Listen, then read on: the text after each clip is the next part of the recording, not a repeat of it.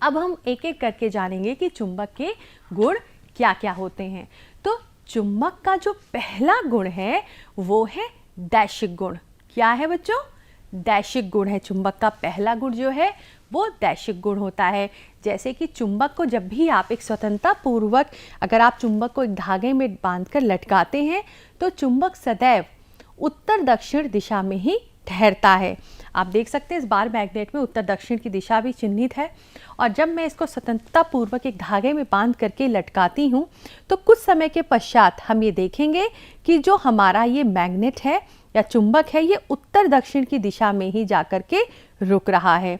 तो अब आप देखेंगे कि इस तरफ उत्तर दिशा है तो धीरे धीरे ये मैग्नेट जो है वो उत्तर की दिशा की तरफ जाकर के रुकेगा। तो इस तरीके से हम कह सकते हैं कि जो चुंबक का ये गुण है जिसके द्वारा जब हम स्वतंत्रता पूर्वक चुंबक को लटकाते हैं तो ये सदैव उत्तर दक्षिण दिशा को दर्शाता है। ये गतिविधि आप बच्चों घर पे भी कर सकते हैं।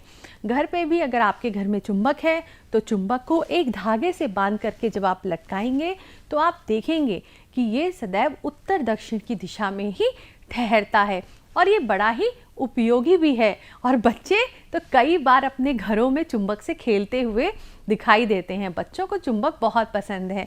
तो ये गतिविधि आप ज़रूर घर में करके देखिएगा।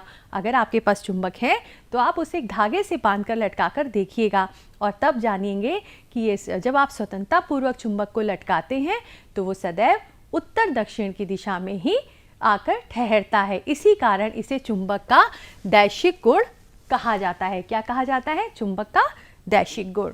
अब हम दूसरी गुण पे आगे बढ़ते हैं। चुंबक चुंबकीय पदार्थों को अपनी ओर आकर्षित कर लेता है। तो ये भी चुंबक का एक गुण है। जैसे कि मेरे हाथ में चुंबक है तो जितनी भी चुंबकीय चीज़ें हैं जैसे ही चुंबक के क्षेत्र में आई वो इस चुंबक से चिपक गए। आप देख सकते हैं किस तरह से चुंबक से चिपक गई हैं। तो चुंबक जो होता है जितने भी चुंबकीय पदार्थ होते हैं वो चुंबक से चिपक जाते हैं। तो चुंबक चुंबकीय पदार्थों को अपनी ओर आकर्षित कर लेता है। ये चुंबक का दूसरा गुण है। क्या है? दूसरा गुण। पहला गुण था दैशिक गुण, दूसरा है चुंबकीय गुण। ये चुंबकीय पदार्थों को अपनी ओर आकर्षित कर लेता है। अब तीसरा गुण क्या है कि चुंबक का जो चुंबकत्व है वो सबसे अधिक कहाँ होता है? उसके सिरों पर होता है।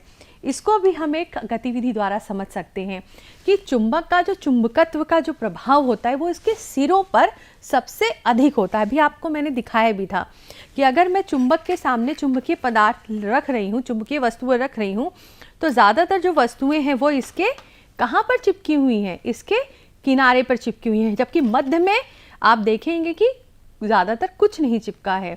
ज़्यादातर जो भी चुंबकीय पदार्थ है या लोहे से बनी वस्तुएं हैं वो इसके सिरों पर चिपकी हुई हैं। जबकि ये सारा चुंबक मैंने बीच में ही रखा परंतु सारी चुंबकीय पदार्थ जो है वो इसके सिरों पर चिपके हुए हैं। तो इससे ये पता लगता है कि चुंबक का चुंबकत्व, किसी भी दंड चुंबक है, चुंबक का जो चुंबकत्व होता है वो उसके सिरों पर सबसे अधिक होता है। आप देख रहे हैं इसके मध्य में नहीं चिपका हुआ है। अगर आप इसे ध्यान से देखें कि मध्य में भी लगाने पर भी ये चुंबक की जो पदार्थ है वो इसके सिरों पर ही चिपक रहे हैं, मध्य में नहीं चिपक रहे, इसके सिरों पर ही चिपक रहे हैं। तो इससे यह सिद्ध होता है कि किसी भी चुंबक का जो चुंबकत्व है वो उसके सिरे पर सबसे अधिक होता है। जैसे आप देख भी पा रहे हैं कि यहाँ पर जो कीलें हैं इसके किनारे पर चिपकी हुई हैं, बल्कि मध्य में कोई कील नहीं चिपकी हुई है, दोनों इसके किनारों पर, इसके सिरों पर चिपकी हुई हैं। तो इससे इस आपके गतिविधि से यह सिद्ध होता है कि जो चुंबक का चुंबकत्व है वो सबसे अधिक इसके किनारे पर होता है और न्यूनतम इसके मध्य में होता है। यानी चुंबकत्व मध्य में सबसे कम होता है और इसके सिरों पर सबसे अधिक होता है। तो ये भी था चुंबक का एक गुण। अब हम आगे बढ़ते हैं चुंबक के अगले गुण पर। चुंबक का अगला गुण है कि चुंबक के दो ध्रुव होते हैं, एक उत्तरी ध्रुव और एक दक्षिणी ध्रुव। हम कोई भी चुंबक ले लें, कैसा भी चुंबक ले लें, चाहे आप दंड चुंबक लें चाहे नाल चुंबक लें, हर चुंबक में एक सिरा उसका उत्तरी ध्रुव होगा, एक सिरा उसका दक्षिणी ध्रुव होगा। इसमें लिखा भी हुआ है N और S। N जो सिरा है वो उत्तरी ध्रुव है और S जो जिधर लिखा हुआ है वो उसका दक्षिणी ध्रुव है। और इसमें क्या होता है कि चुंबक के जो दो ध्रुव होते हैं, तो जो समान ध्रुव होते हैं उनमें प्रतिकर्षण होता है और असमान ध्रुवों में आकर्षण। यानी कि अगर उत्तरी ध्रुव के समीप हम दक्षिणी ध्रुव लेकर आएंगे तो वो आपस में आकर्षित हो जाएंगे, लेकिन अगर उत्तरी ध्रुव की तरफ ही हम उत्तरी ध्रुव लेकर आते हैं तो उनमें प्रतिकर्षण होता है। इसको भी हम एक गतिविधि से समझ सकते हैं। मेरे हाथ में ये दो दंड चुंबक हैं। अब इसका क्या कर रही हूं मैं, इसका जो दक्षिणी ध्रुव है, साउथ पोल जो है, उसकी तरफ मैं दक्षिणी ध्रुव लेकर आ रही हूँ। देखिए इनमें कुछ नहीं चिपक रहा है, ये एक दूसरे को प्रतिकर्षित कर रहे हैं, बिल्कुल ही इनमें किसी भी तरीके का आकर्षण नहीं हो रहा। मैं समीप लेके जा रही हूँ लेकिन ये एक दूसरे को प्रतिकर्षित कर रहे हैं, एक दूसरे के बिल्कुल पास नहीं आ रहे हैं। तो ये क्या है, एक दूसरे को प्रतिकर्षित, क्योंकि ये ध्रुव जो है समान है, समान ध्रुव है, लेकिन देखिए एक दूसरे को जरा भी आकर्षित नहीं करे, प्रतिकर्षित कर रहे हैं। लेकिन जैसे ही इस ध्रुव को मैं बदल देती हूँ, उत्तरी ध्रुव ले आती हूँ, तो देखिए किस तरीके से दोनों आपस में आकर्षित कर गए और चिपक गए। तो आप देख सकते हैं कि जब भी चुंबक का ध्रुव असमान होंगे तो चुंबक एक दूसरे की तरफ आकर्षित होंगे, और यदि ध्रुव समान होंगे, यानी कि अगर मैं दक्षिणी ध्रुव के पास ही दक्षिणी ध्रुव लेकर आती हूँ तो उनमें किसी भी प्रकार का आकर्षण नहीं होता, वो प्रतिकर्षित करते हैं। तो इस प्रयोग से पता चलता है कि चुंबक के समान ध्रुवों में प्रतिकर्षण और असमान ध्रुवों में आकर्षण होता है। अब जैसे अगर मैंने ये दंड चुंबक में नाल चुंबक ही ले लिया, अब इसमें भी देखिए जो इसके समान ध्रुव होंगे वो एक दूसरे को क्या करेंगे, आकर्षित करेंगे, और असमान ध्रुव जो होंगे एक दूसरे को देखिए नहीं चिपक रहा, इससे ये इसके साथ आकर्षित नहीं कर रहा। लेकिन जैसे ही मैंने ध्रुव परिवर्तित किया, ये एक दूसरे को आकर्षित करने लग गए, देखिए इस तरह से आकर्षित करने लगे। यानी समान ध्रुवों में प्रतिकर्षण और असमान ध्रुवों में आकर्षण होता है। जैसे आप चित्र में भी देख सकते हैं, अगर ध्रुव समान है तो क्या हो रहा है, आकर्षण हो रहा है, और अगर असमान है तो आकर्षण होगा, समान है तो प्रतिकर्षण हो रहा है।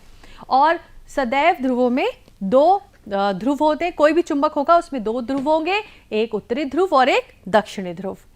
और अब हम क्या बच्चों, अगर आप ये बता सकते हैं कि मान लीजिए एक मैंने आपको चुंबक दिया, उस पर कोई चिन्ह नहीं अंकित है, इस पर तो हम कैसे पता करेंगे कि इसका कौन सा सिरा उत्तरी ध्रुव है और कौन सा सिरा दक्षिणी ध्रुव है। सोचिए कि मानिए मैंने आपको ये चुंबक दिया और इस पर चिन्ह नहीं लगाया कि कौन सा इस पे उत्तरी ध्रुव है, दक्षिणी ध्रुव है। आपको ये बताना है कि इसका कौन सा सिरा उत्तरी होगा, कौन सा दक्षिणी होगा। कैसे पता लगाएंगे, सोचिए। अगर आपको ऐसे ही कोई चुंबक दे दिया जाए, उसके सिरे ना पता हो, तो हम कैसे पता करेंगे। बहुत ही आसान है। आप क्या करिएगा, चुंबक में ऐसे धागा बांध करके उसे लटका दीजिएगा। तो जब जो सिरा उत्तरी ध्रुव की तरफ होगा वो उस चुंबक का उत्तरी ध्रुव होगा, और जो दक्षिणी ध्रुव की तरफ रुकेगा वो दक्षिणी ध्रुव होगा। क्योंकि हम जानते हैं कि चुंबक का गुण है कि अगर स्वतंत्रता पूर्वक किसी चुंबक को लटकाया जाता है तो वो सदैव उत्तरी और दक्षिणी दिशा में ही आकर के रुकता है। अच्छा बच्चों, एक अगला सवाल, ये आपको दो गाड़ियाँ दिख रही हैं, इन छोटी छोटी टॉय कार्स पर मैग्नेट रखा हुआ है जो लाल और नीले से आप देख सकते हैं, इसको रंगीकृत किया गया है। तो लाल रंग को आप मान लीजिए कि ये उसका उत्तरी ध्रुव है, नीला जो है दक्षिणी ध्रुव है। तो दो कार हैं और एक कार पर क्या है, उत्तरी ध्रुव सामने है और दक्षिणी ध्रुव इसमें सामने है। दूसरी कार में क्या है कि उत्तरी ध्रुव पीछे है और दक्षिणी ध्रुव भी सामने है इसमें, और दक्षिणी ध्रुव भी इसमें सामने है। तो कौन सी कार एक दूसरे के समीप आएंगी और कौन सी प्रतिकर्षित करेंगी, सोचिए। हाँ, जिन कारों के जो ध्रुव असमान होंगे सामने, तो वो एक दूसरे को आकर्षित करेंगी। ये क्या करेगी, एक दूसरे को आकर्षित करेगी। तो ये कार इस कार की तरफ आगे आएगी। परंतु यहां पर क्या है, दोनों ध्रुव समान है। अब दोनों ध्रुव समान है तो क्या होगा, दोनों ही कार एक दूसरे को प्रतिकर्षित करेंगी, क्योंकि ध्रुव यहाँ पर समान है। तो ये एक दूसरे के समीप आएंगी और ये वाली कार जो है वो दूर जाएगी, ये वाली दूर जाएगी और ये वाली कार जो है वो समीप आएगी। तो इस तरीके से आप समझ गए होंगे कि समान ध्रुव होंगे तो प्रतिकर्षण होगा, असमान ध्रुव होंगे तो आकर्षण होगा। और चुंबक में सदैव दो ध्रुव पाए जाते हैं और इन ध्रुवों को एक दूसरे से अलग नहीं किया जा सकता। जैसे मेरे हाथ में दंड चुंबक, अगर मैं इसको तोड़ दूं, तोड़ने के पश्चात भी जो दो टुकड़े मुझे प्राप्त होंगे उन दो टुकड़ों में भी जो एक ध्रुव, एक सिरा उत्तरी ध्रुव होगा, एक दक्षिणी ध्रुव होगा। यानी कि अगर आप इस चित्र में देख सकते हैं कि अगर आप चुंबक के टुकड़े भी करते चले जाएं तो इसमें क्या होगा, एक सिरा इसका दक्षिणी ध्रुव, एक उत्तरी ध्रुव बनेगा। आपने फिर इसके फर्दर आपने इसको फिर से तोड़ा तो इसमें एक सिरा उत्तरी बन गया, एक दक्षिणी बन गया, इसमें उत्तरी बन गया, इसमें दक्षिणी बन गया। फिर आपने इसको तोड़ दिया दो भागों में तो ये एक उत्तरी, एक दक्षिणी, ये उत्तरी, एक दक्षिणी, इसमें भी एक नॉर्थ और एक साउथ पोल, एक नॉर्थ एक साउथ पोल। यानी कि क्या है कि चुंबक में ध्रुव सदैव दो ध्रुव रहते हैं और इनके एक दूसरे से अलग नहीं किया जा सकता। अब चुंबक का रख रखाव कैसे करेंगे? दो चुंबकों को आपस में कभी नहीं रगड़ना चाहिए और चुंबक को ना पीटे, ना ठोके और ना ही ऊंचाई से गिराएं। चुंबक को कभी भी गर्म नहीं करना चाहिए।